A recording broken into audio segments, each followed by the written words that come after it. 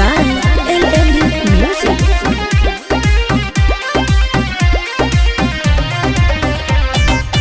तुझको मनाता हूँ, तुझको रिझाता हूँ, तेरे ही दर पे मैं आता हूँ माँ। ना कोई पूजा है, ना कोई पद्धति है, ना जानू तुझको क्या भाता है माँ। जो कुछ भी है माँ पसंद करना, जो कुछ भी है माँ पसंद करना। ऐ मेरी मैया करम करना, मेरी गलती पे रहम करना। ऐ मेरी मैया करम करना, मेरी गलती पे रहम करना।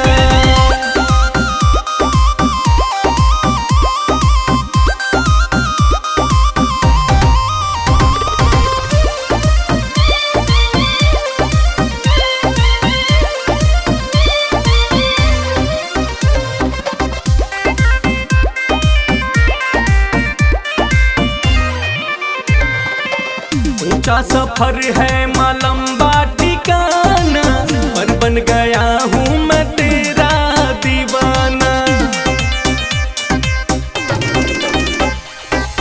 ऊंचा सफर है माँ लंबा ठिकाना, पर बन गया हूँ मैं तेरा दीवाना।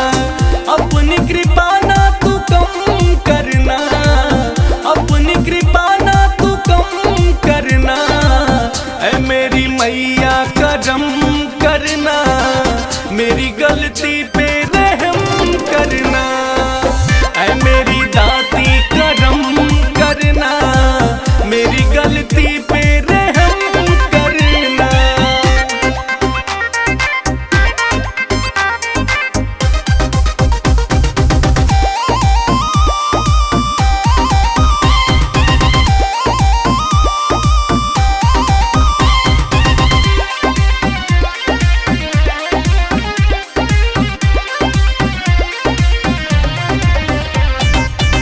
आंचल में रख लो माँ ममता के छाँव में, बन के महावर में लग जाता पाँव में।